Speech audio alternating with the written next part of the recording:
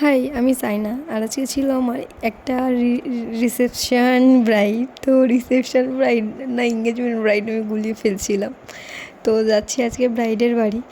আর আমি প্রচণ্ড অনেক কমেন্ট পাচ্ছি, যেগুলো হচ্ছে যে দিদি তুমি এই লোকেশানে কেন আসতে পারো না, ওই লোকেশানে আসতে পারো না কেন।